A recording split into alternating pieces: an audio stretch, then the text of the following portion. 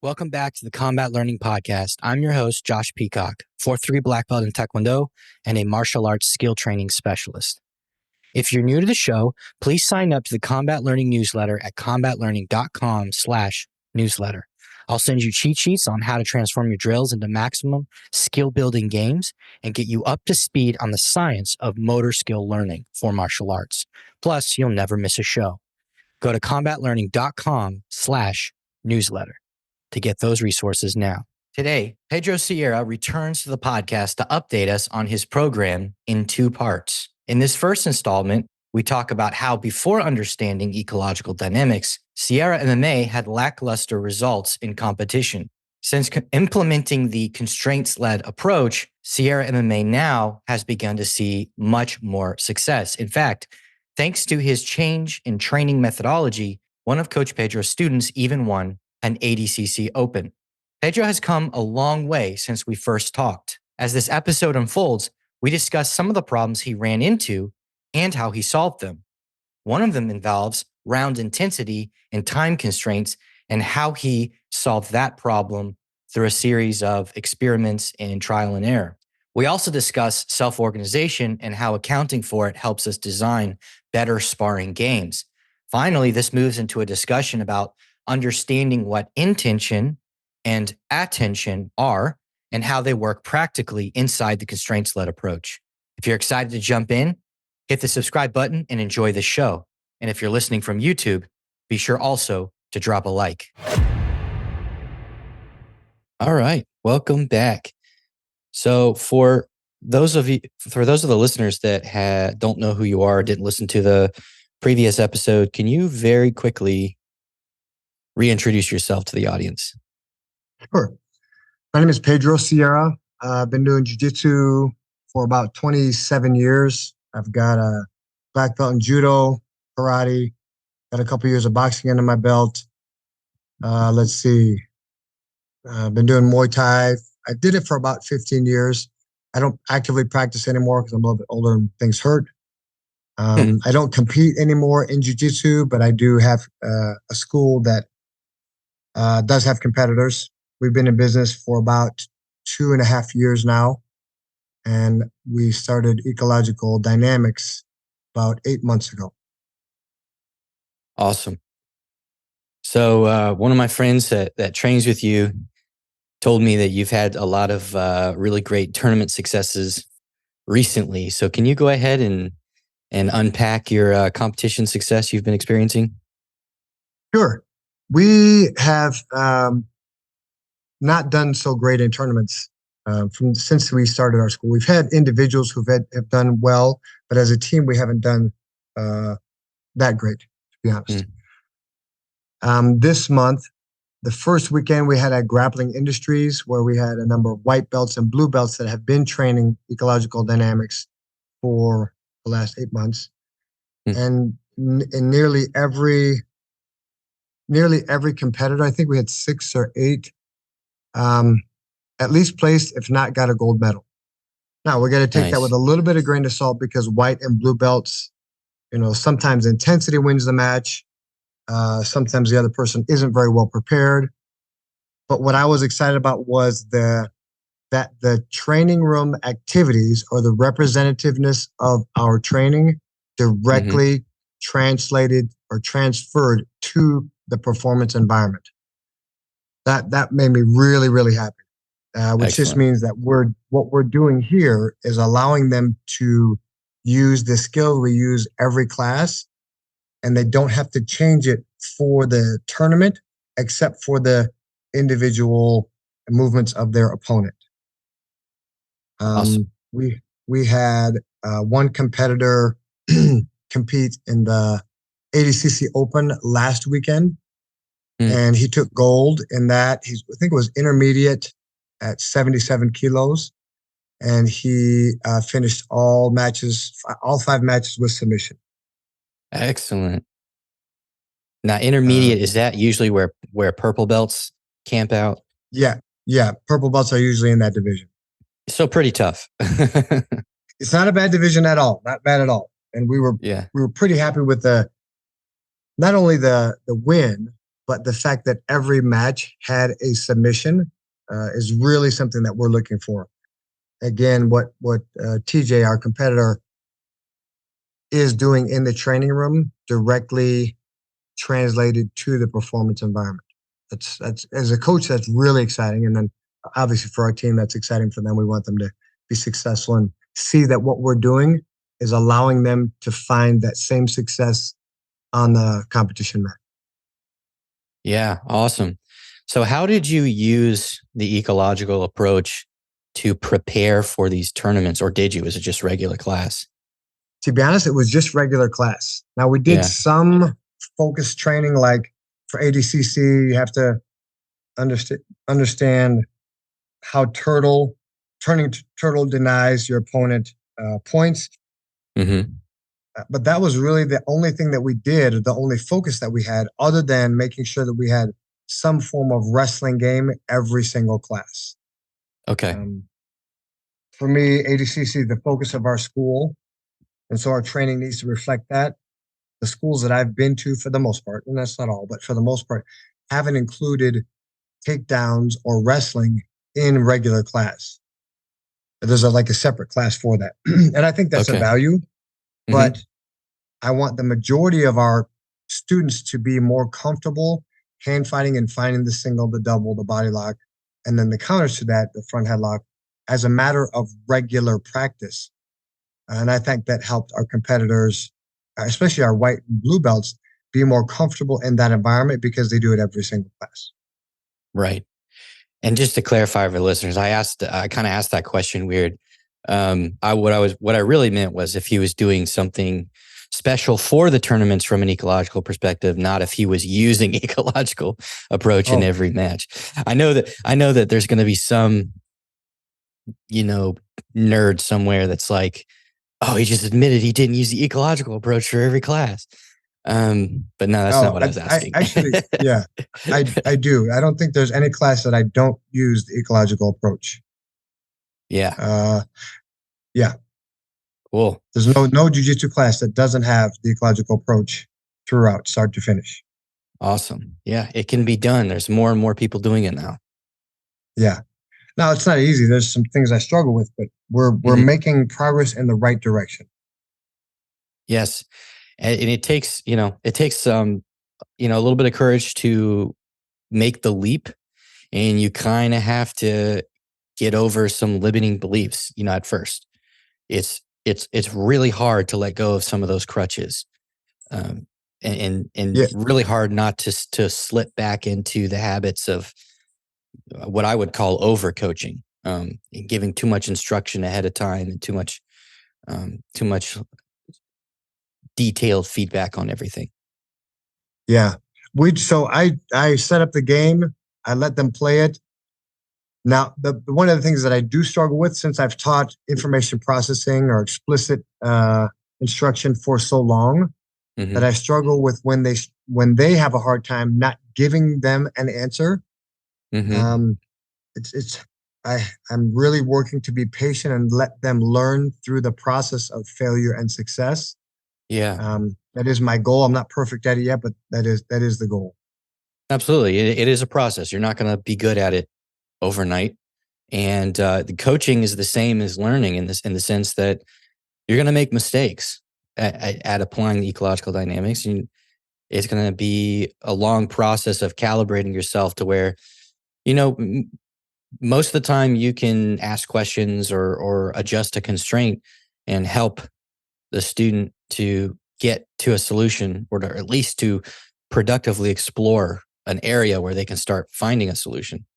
And that's the part that I'm really trying to be better at. Instead of just giving them an answer, I want to give a direction that helps them find the answer.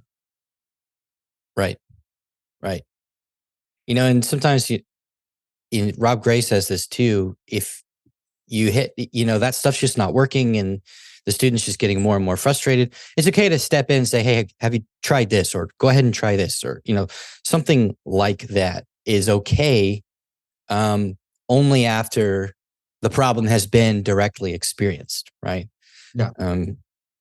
Most people, they try and teach a technique at the beginning of class in such a way that you are not going to make any of the mistakes. Here's all the details. You've got to get all the details right. And if you do all the details, the technique will work with 95% success rate and you won't make mistakes, which is, of course, not how it works. But we're not finding that at our school. Yeah, absolutely. So switching gears here, how has your program changed since we first talked, I believe in like January or February? What does your jiu-jitsu program look like now? Is there anything about it that's changed significantly? Hopefully I'm getting more skilled at communicating the task and the constraints more effectively. Okay. I'm starting to come up and have been coming up with games of my own. I do steal. In the beginning, I stole a lot of games from Greg Souders and from nonlinear. I think it's nonlinear jiu-jitsu, but I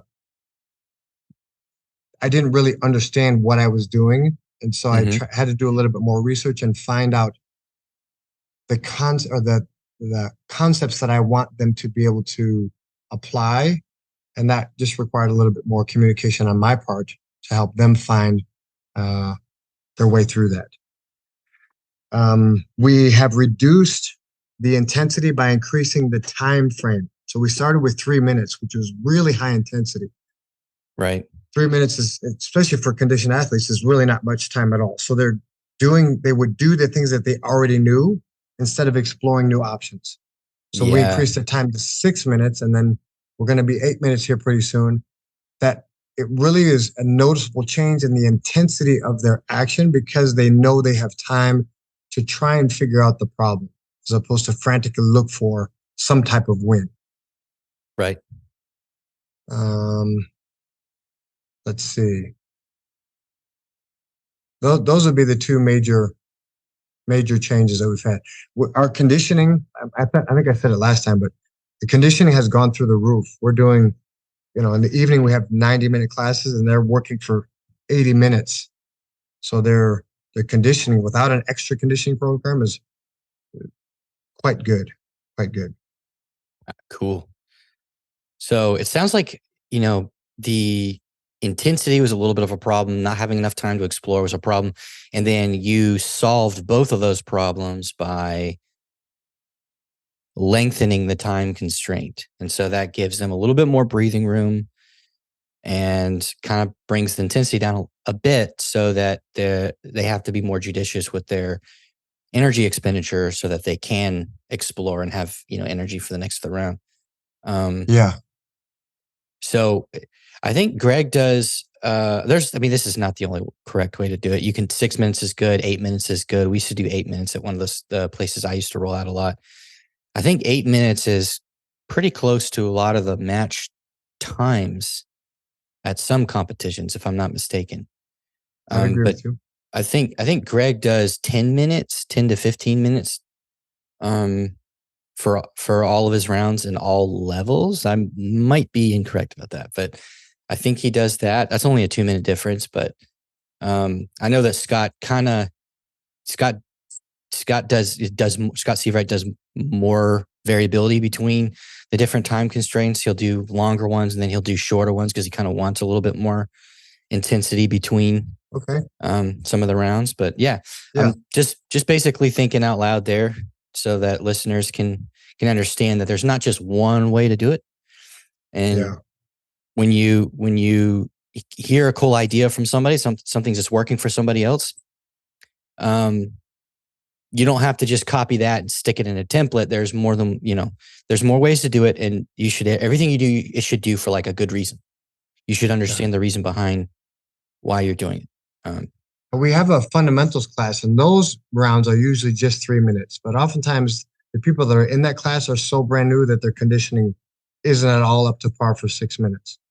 Every once in a while we'll have a guy who comes in brand new, does 3 minutes and he goes and throws up and then he comes back. So, if we can minimize their stress in that beginning period, I'm okay with that. Yeah. Many such cases in jiu-jitsu. And new to jiu-jitsu. Are there problems that you still need to solve, things that you're still looking to work through from an ecological practice design? 100%. I just listened to something from Rob Gray on Tuesday. He talks about the theoretical ideas underpinning all of the design practice. Mm-hmm. I had to work through what that meant for me. And I think I've gotten it, but I don't know. I was going to ask you and maybe a couple other people about designing practice based off of the idea of self-organization and affordances. Mm-hmm. And that's how we design the games. But the games have to have constraints that lead the students to identify affordances or opportunities for action, right? Mm-hmm. Yes. And then we have the coordination phase and the adaptation phase. So lower skill student and a higher skill student. That's something that I've just recently started implementing, was a different constraints for less skilled than more skilled. Right. And that seems to have pretty good results. Sometimes we have a student that is so far advanced that I'm like, okay, you have to give yourself an additional constraint. Like you only use one arm, do it with your eyes closed. You can't use your right hand or whatever the case may be, so that there's a more win-loss, a more evenly balanced win-loss ratio, as opposed to one person winning and the other person just getting crushed. Right. Yeah. So when you're thinking in terms of constraints, so the principle from nonlinear pedagogy and the constraints-led approach is constrain to afford, right? That is the principle underlying the thought of putting in constraints for the specific purpose of helping certain affordances to emerge that you then expect your learners to eventually pick up on. And that is far and beyond now a games-based approach, like a teaching games for understanding, because those games are a little bit more general, or those approaches to putting together games are a bit more general. Whereas, the ecological dynamics framework or constraints-led approach to creating practice exercises, which for us, they're games, is more specific because we are actually trying to understand the way the different task constraints, organismic constraints, and environmental constraints. And a part of the environmental constraints is really your practice area, your ring, the shape of the ring, the size of the ring, and the equipment that you use. Understanding how manipulating those various constraints affect behavior during a game, during a practice match. And once you start to understand approximately in a general way, because everyone's an individual, how these start to help to facilitate certain affordances, now you're really advanced, in my opinion. Now you're really understanding how to use the ecological approach to design practice. So you're definitely right about that. I've seen you post the books that you're reading. So you're reading all the usual text, the nonlinear pedagogy text, the constraints-led approach text. You mentioned the two-phase learning model, which is the coordination and adaptation phases.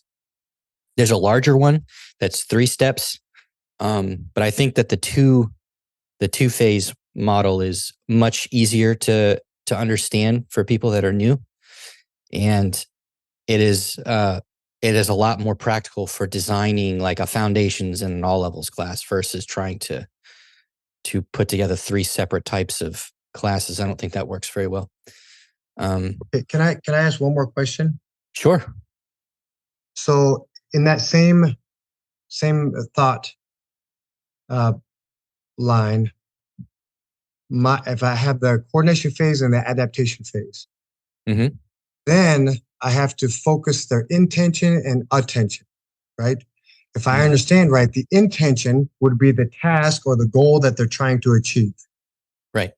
Their attention would be, and this is just what I came up with, the invariance of successful task completion, not the steps that they have to take. But let's take an arm lock for an example. In order to pin, isolate, and control, and then apply braking mechanics, I need a wedge or wedges, a fulcrum to break the arm, and connection to the end of the lever. So I focus their intention on finding, pin, isolate, and control an arm so you can break it. In order to do that, you need to find wedges, a fulcrum, and a connection to the end of the lever. So intention and attention. Am I moving in the right direction? Yeah, I think so. Attention, calibrating somebody's attention is to understand where their focus needs to be. So you have to be very careful when you're trying to help guide attention. Intention is a little bit, that's just understanding what you need to do. What like what you said the task constraint. That's absolutely correct. Intention is understanding what you need to do so that your body can self-organize towards that. Now, understanding where to focus your attention in the service of successfully fulfilling that intention. Obviously, we want to try and use external cues as much as humanly possible for that. But I wouldn't be too detailed with focus of attention. So one of the things that I've noticed Greg Souders does is, for example, if he's doing a class where he's working in the leg entanglement, one of the focuses of attention will be just maintain control, maintain attachment to the leg and hip, or just the leg or just the hip or whatever the person needs to work on. So maybe they have, they're wrapped up on the guy's leg, but they're not applying enough pressure to the hip or something like that. And so I think attention will that will slide. Where you're guiding the attention is a sliding scale or a spectrum based on wherever the individual is. Where, what is going wrong with that person's execution of the task? And then how can you directing their attention help to shore up that weakness? There's not a lot of super detailed help on how to do that because it's one of these things about the constraints-led approach where, when you first look at it, you're like, oh, this is a hands-off approach and I don't have to, what is even the point of a coach? But then you get deeper into it and you realize actually you have to have a very highly skilled coach in order to do it well. And that's where you will calibrate yourself as a coach to understand as you experiment with different focuses of attention, different cues for athletes experiencing various problems of trying to maintain a pin and extend the elbow, or isolate and extend the elbow. You're going to find out what's going to be generally across the population more productive of a focus of attention to cue your students on. And you start there as a starting point across different, when new people show up. And if it doesn't work, then you try something else. You try a different cue, try a different, and focus, I don't know what to call it, instruction of some sort.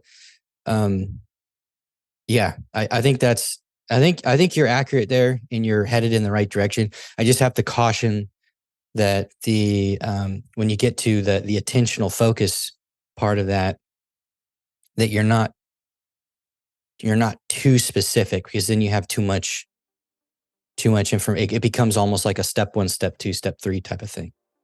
Okay, fair enough. Yeah, I'll keep working on that. Cool. Awesome. What about your kickboxing class? How's that come along? How's that shaping up with Ecological Approach? Thanks so much for listening to the Combat Learning Podcast. If you enjoyed this episode, remember to leave us a review on Apple Podcasts or Google Podcasts or your podcatcher of choice. It really helps us out. Finally, this episode, including the intro music, is produced by Micah Peacock. Thanks in advance, and I'll see you on the next episode.